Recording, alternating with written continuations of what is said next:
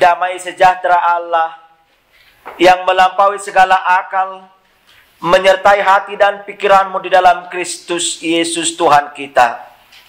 Amin.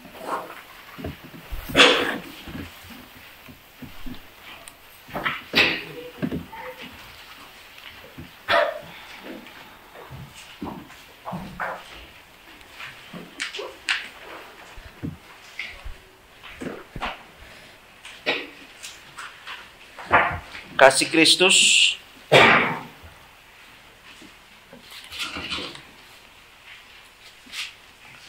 marilah kita membaca dari kitab Yohanes pasal 2 ayat 1 sampai dengan ayat yang ke-11.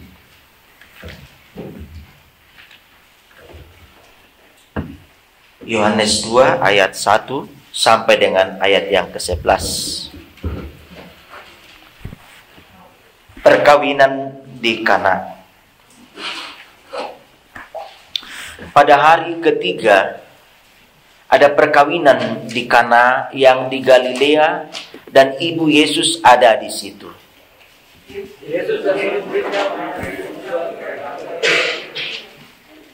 Ketika mereka kekurangan anggur, ibu Yesus berkata kepadanya, mereka kehabisan anggur. Kata Yesus kepadanya,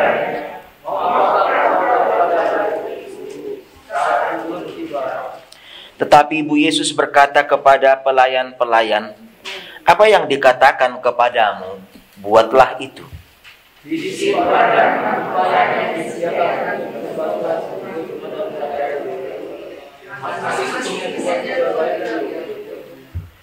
Yesus berkata kepada pelayan-pelayan itu, isilah tempayan-tempayan itu penuh dengan air, dan mereka pun mengisinya sampai penuh.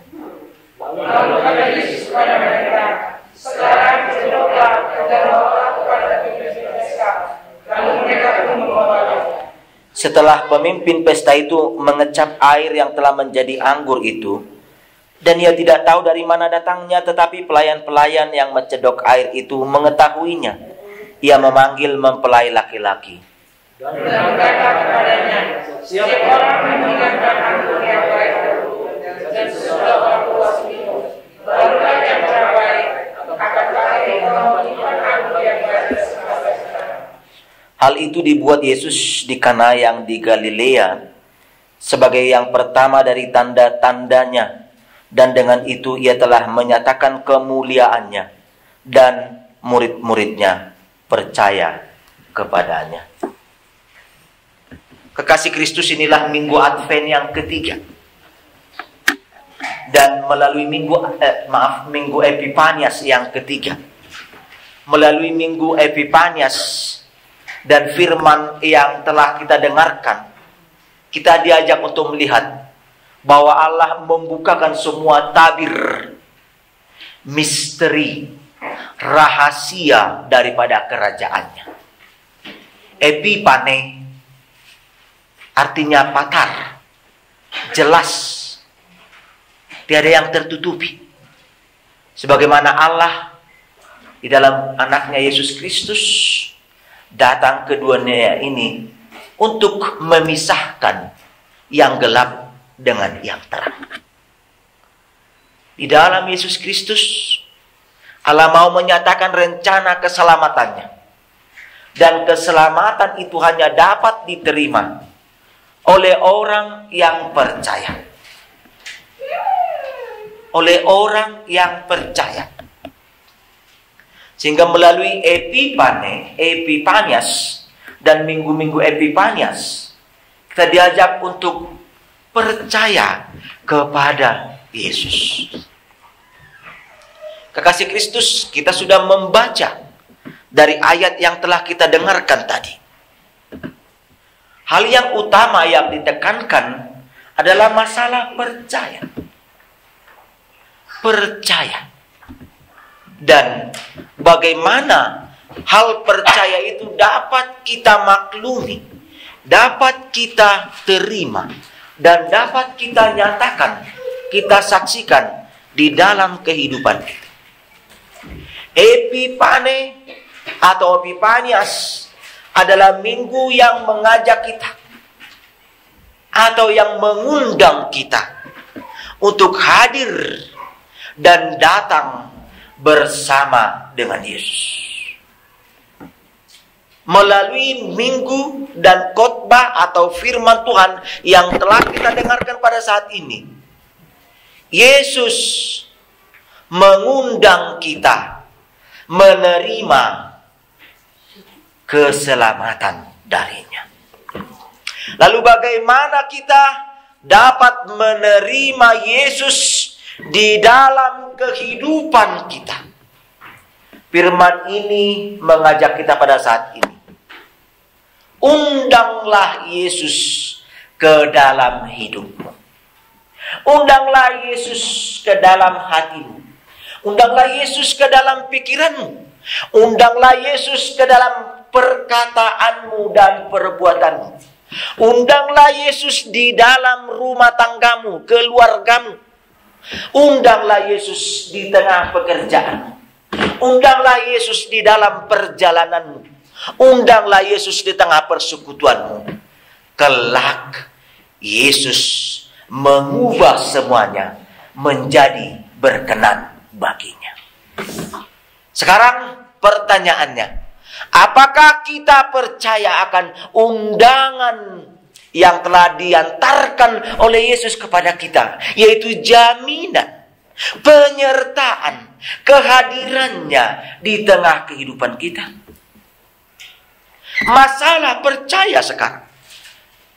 Karena Yesus sendiri pernah mengatakan, jikalau kamu percaya, kamu dapat memindahkan batu ini dan memindahkan gunung ini ke gunung sana. Hal percaya.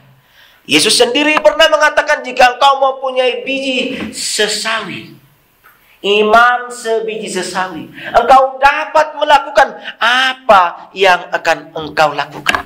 Karena apa? Karena memang iman percaya itulah yang memampukan kita untuk dapat berdiri teguh. Iman percaya itulah yang memampukan Abraham untuk dapat mempersembahkan anaknya. Iman percaya itulah yang berada pada diri Samuel sehingga dia diberikan oleh ibunya Hana. Iman percaya itulah yang diberitakan, disaksikan oleh Daud sehingga kendati banyak pergumulannya, dia dimampukan untuk memenangkan. Kekasih Kristus, iman percaya itulah juga yang dimiliki oleh ibu daripada Yesus, Maria pada nats ini. Melihat iman percayanya, menyaksikan iman percayanya, yaitu ketika saudaranya dalam keadaan tersesat, ketika kehabisan anggur. Kekasih Kristus, anggur adalah kebutuhan utama. Boleh kita sebutkan kalau di dalam pesta kita secara umum orang Batak tanpa jagal yaitu apa? Daging, maka sepertinya pesta tidak lengkap. Atau bahkan dikatakan dalam pesta adat tanpa namar goa atau jambar, maka pesta itu sepertinya tidak sah. Dan memang sudah dibentuk itu dari mulai bagian kepala sampai ke bagian yang terakhir, yang terbelakang, semuanya sudah menandakan inilah bagian-bagian. Artinya apa? Semua diundang, semua dilibatkan, semua diikut sertakan. Bahkan hanya sepotong daging segini pun kalau tidak diberikan, maka akan menimbulkan mara bahaya, perpecahan, hamuruhun, kemarahan yang sangat mendasar. Hanya karena daging secuil ini, setanggo. Karena apa? Bukan masalah dagingnya yang mau ditonjolkan, tetapi partisipasi atas undangan yang telah diberikan kepadanya. Seorang yang telah menerima undangan, maka setelah dia diundang, maka dia wajib memberi dan menerima.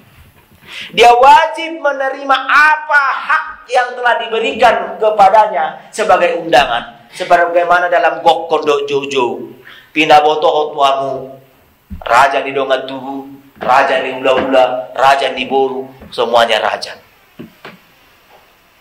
Artinya mereka berhak mendapatkan bagian atas apa undangan yang telah diberikan Hasuhuton, tuan rumah, kepadanya. Tanpa pemberian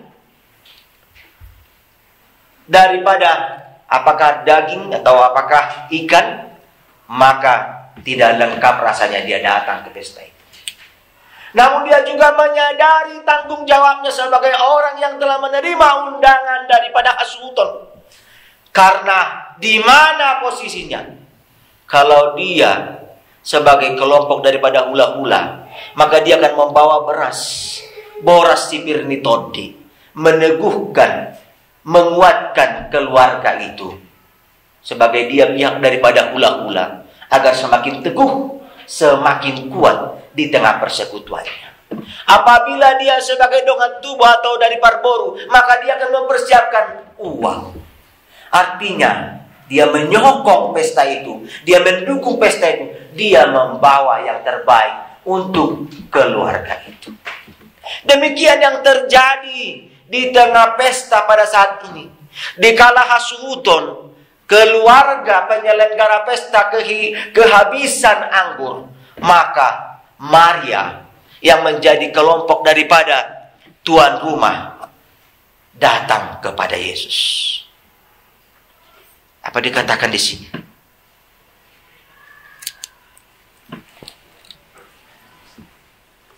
Dikatakan demikian, mereka kehabisan anggur. Mereka kehabisan anggur. Kita tidak perlu menjelaskan kenapa, apakah banyak undangannya. Tetapi biasanya pihak penyelenggara tuan rumah pasti sudah mempersiapkan yang terbaik. Tetapi sesuatu yang tiba-tiba mungkin bisa terjadi. Mungkin banyaknya tamu membuat mereka kehabisan anggur. Mereka di dalam permasalahan. Mereka di dalam hagogoton. Karena mempersiapkan anggur bukan seperti pergi ke Walgreen, tolong ambilkan anggur 1 lusin atau berapa banyak. Karena anggur adalah handmade, buatan tangan yang harus diperas, diolah sendiri. Bagaimana mungkin dapat seketika itu juga mempersiapkan anggur? Sementara itulah kebutuhan daripada pesta pada saat itu. Apa yang terjadi pada diri Maria sehingga dia mau mengatakan mereka kehabisan anggur? Kekasih Kristus, mari kita melihat pada diri Maria. Dia sudah mengetahui bahwa Yesus adalah anak Allah. Kendati dia lahir dari kandungan Maria, tapi Maria telah berbicara dengan malaikat Tuhan. Maria sudah dipenuhi roh Tuhan. Maria sudah mengetahui bahwa dia ini adalah anak Allah yang datang ke dunia untuk menyelamatkan dunia, untuk memberikan yang terbaik kepada orang percaya. Maria mengetahuinya. Maria mengerti betul dengan siapa Yesus anaknya itu. Sehingga tanpa segan, tanpa ragu, dengan iman percaya penuh, Maria mengatakan, mereka kehabisan anggur. Kita mau mengambil hikmah daripada ketika Maria mau mengatakan kepada Yesus anaknya itu, mereka kehabisan anggur. Iman percaya daripada Maria meneguhkan kita pada saat ini, mengokohkan pada saat ini. Ahana pinang hidung. Apa yang kau minta, bila kau percaya, bila kau yakin, permohonanmu akan dipenuhi. Ini yang dapat kita petik daripada Maria. Karena Maria memang betul mengetahui sepenuhnya, engkaulah Yesus anak Allah. Kendati aku melahirkan engkau, tetapi engkaulah yang diutus Allah ke dunia ini. Kekasih Kristus, mari kita menerapkan keyakinan, iman daripada Maria di tengah kehidupan kita. Yakinlah, percayalah, jika engkau meminta, jika engkau mencari, jika engkau mengetuk, dengan ketulusan hatimu, dengan penyerahan hidupmu, dengan segala yang keluar daripada lubuk hatimu yang terdalam, engkau akan diberikan. Lalu apa bagian daripada tindak lanjut daripada iman? Apakah iman cukup hanya mengatakan mereka kehabisan anggur? Atau engkau kita mengatakan pada saat ini, Tuhan, aku dalam keadaan tersesat. Tuhan, pada saat ini aku dalam keadaan sakit. Tuhan, pada saat ini aku dalam keadaan kekacauan. Kacau di tengah rumah tanggaku, kacau di tengah pekerjaanku, kacau di tengah persekutuanku. Tidak mungkin hanya dengan perkataan saja. Tetapi Maria menyaksikan dan menyatakan imannya dengan mengatakan kepada pelayan-pelayan itu. Apa dikatakan di sini?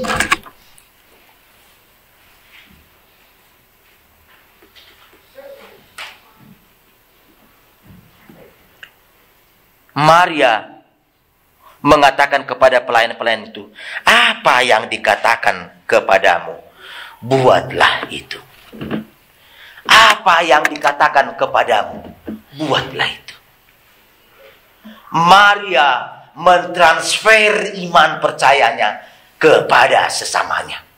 Maria tidak cukup memuaskan dirinya dengan iman percayanya, tetapi Maria mencoba menyelamatkan situasi kekacauan, kegelisahan, kerisauan yang terjadi pada saat itu. Pelayan-pelayan dalam keadaan risau, pemimpin pesta juga dalam keadaan risau, juga keluarga sebagai penyelenggara rumah, penyelenggara pesta dalam keadaan risau. Sekarang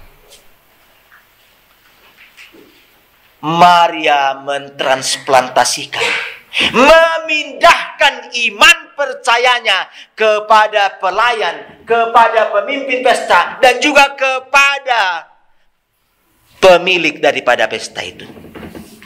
Artinya jangan khawatir.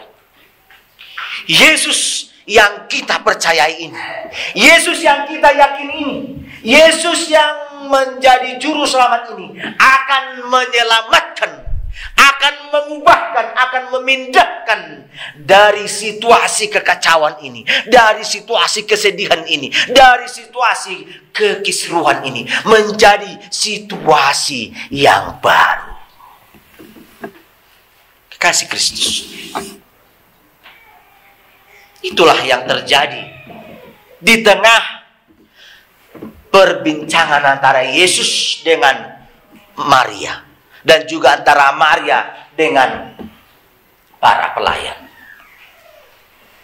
Kasih Kristus.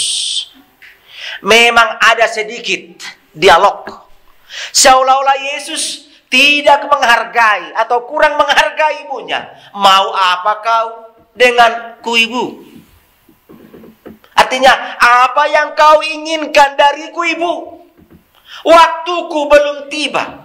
Artinya mari kita melihat dari pemahaman itu bahwa sebetulnya rencana Allah itu sudah akan terjadi, sudah akan nyata, tetapi bukan kehendak manusia, bukan keinginan manusia, bukan maksud daripada manusia. Artinya boleh saja dengan pernyataan itu Yesus mau mengabulkan tanpa komentar, maka akan dikatakan oleh Maria, karena aku. Namun apa yang terjadi? Mau apa kau denganku, ibu? Seperti ingat, kau mau apa dengan Yesus? Hai, apakah jawabmu? Masih ingat trio Mas Naid? di Indonesia, Trio Mas Naib tahun 80-an. Kekasih Kristus, transfer pemindahan iman percaya dari Maria kepada pelayan-pelayan itu, sehingga pelayan-pelayan itu pun tidak melakukan atau sesuatu respon atau tanggapan atau debat. Karena Yesus kemudian mengatakan di sini, penuhilah 6 tempayan itu. Di situ ada 6 tempayan tersedia pembasuhan menurut adat orang Yahudi, masing-masing isinya 2-3 buyung. Isilah tempayan-tempayan itu penuh dengan air. Itu statement Yesus yang pertama. Statement yang kedua, cedoklah. Artinya cedoklah itu. Dan yang ketiga, bawalah kepada pemimpin pesta. Kasih Kristus, perkataan yang 3 ini, isilah, cedoklah, bawalah, adalah juga menguji iman percaya daripada pelayan-pelayan itu. Hal ini kita diajak untuk semakin teguh. Kalau saudara sesama iman percaya sudah meneguhkan kita, mengokohkan kita, tetapi masih ada juga ujian daripada Tuhan. Kalau masih ada cobaan daripada dunia dan teman kita meneguhkan kita, mengokohkan kita, tetapi Tuhan juga masih menguji kita, masih mengajak kita untuk semakin, apakah imanmu teguh? Kekasih Kristus, perkataan yang 3 ini, isilah, cedoklah, dan bawalah. Perkataan ini mentransform di tengah kehidupan kita. Artinya Yesus mau mengatakan kepada pelayan itu juga, apakah engkau yakin bahwa aku dapat mengubahkan air ini menjadi anggur? Apakah kau yakin bahwa aku dapat mengolah hidup daripada persekutuan itu menjadi persekutuan surgawi atau persekutuan sukacita? Karena sudah diambang kehancuran, persekutuan itu hampir mengalami kegaduhan karena ketiadaan anggur. Apakah engkau yakin bahwa aku dapat membuat perubahan daripada anggur ini air ini menjadi anggur sehingga keseluruhan menjadi keseluruhan yang bersukacita? Kasih Kristus, mengisi tempayan sebagaimana Yesus mengisi pelayan mengisi tempayan. Yesus mengingatkan pelayan untuk mengisi tempayan itu adalah mengingatkan kita pada saat ini, di mana tempayanmu? Roham, hatim, imanmu. Isilah hidupmu dengan firman Tuhan. Sebagaimana Yesus mengingatkan pelayan untuk mengisi tempayan itu, mari kita juga pada saat ini melalui firman yang telah kita dengarkan, yang telah kita pergumulkan, yang telah kita saksikan, yang telah kita nyatakan, isilah hidupmu dengan firman itu. Ai hataido hanguluanmu, karena firman Tuhan itulah kehidupanmu. Firman itulah air hidup, melebihi dari anggur yang dibuat Yesus. Karena firman Tuhan adalah kehidupan, keselamatan. Cedoklah. Di saat mencedok, disitulah transfer daripada air berubah menjadi anggur. Di saat kita mencedok firman dan memasukkan ke tengah kehidupan kita, disitulah Allah melakukan transfer kehidupan dari pendengar firman menjadi pelaku firman. Kalau hanya menjadi sebatas pendengar, maka kita belum sepenuhnya menjadi manusia baru. Tetapi ketika kita sudah mentransfer itu, memasukkan itu, hidup kita menjadi berharga. Dan hidup kita menjadi bagian yang ketiga yang dikatakan Yesus, bawalah kepada pemimpin pesta. Kita sudah manusia yang baru, yang siap untuk melayani, bukan hanya untuk dilayani. Siap menjadi pelaku firman, siap menjadi buah yang berharga dan berguna.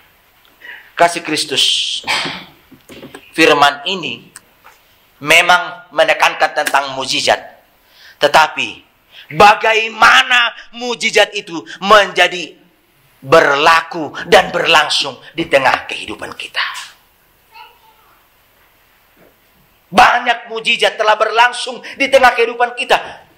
Mukjizat sudah dilangsungkan Allah melalui peristiwa di Alkitab ini. Tetapi mukjizat itu juga, mukjizat asih masih berlangsung hingga saat ini. Mukjizat itu masih berkarya di tengah kehidupan kita. Sudahkah kita menjadi pelayan yang menyaksikan mukjizat Tuhan berlangsung di tengah kehidupan kita? Kasih Kristus,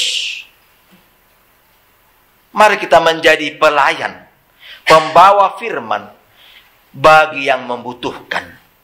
Seperti kita sering dengar dan menyanyikannya. Melayani, melayani, lebih sungguh. Kita coba nyanyikan bersama. Melayani, melayani, lebih sungguh. Melayani, melayani, lebih sungguh. Tuhan lebih dulu melayani padaku, melayani, melayani, lebih sungguh. Kekasih Kristus, dengan melayani berarti menghadirkan Yesus di tengah kehidupanmu. Karena seandainya Yesus absen di dalam dirimu, kita pasti hidup di luar Tuhan. Kita pasti kehilangan kendali dan penuntun kompas kehidupan kita.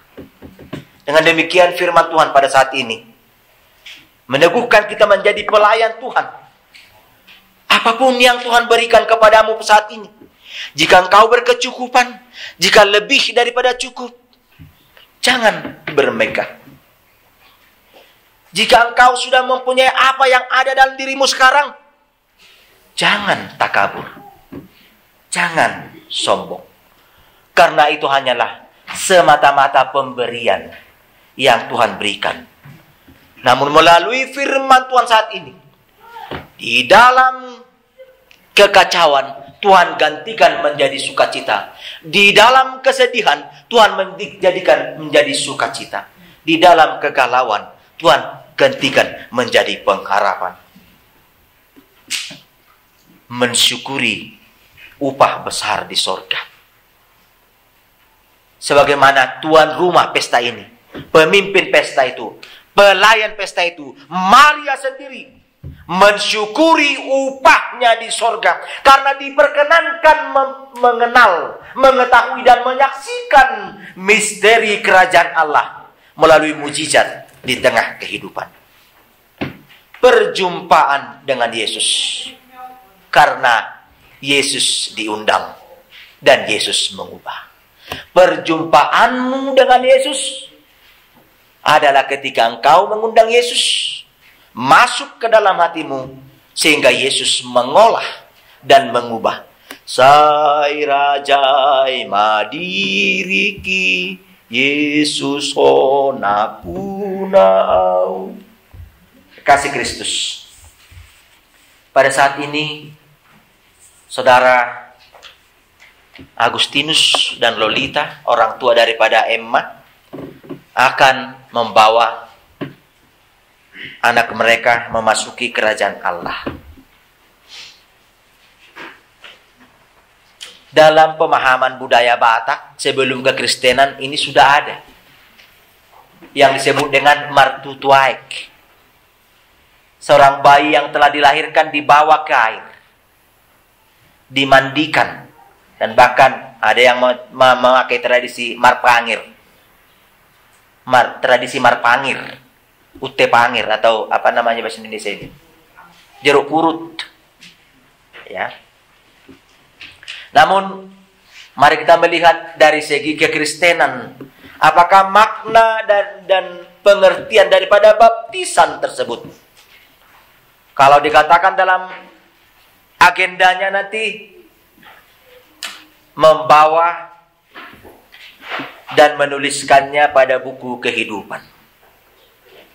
Demikian ini juga bagian daripada undangan, yaitu kepada orang tua dan kepada anak yang akan dibaptis sendiri, di mana orang tua menyerahkan dan membawa anak itu masuk kepada kerajaan Allah. Tetapi apa yang kita lihat dari makna baptisan itu? New sign of love.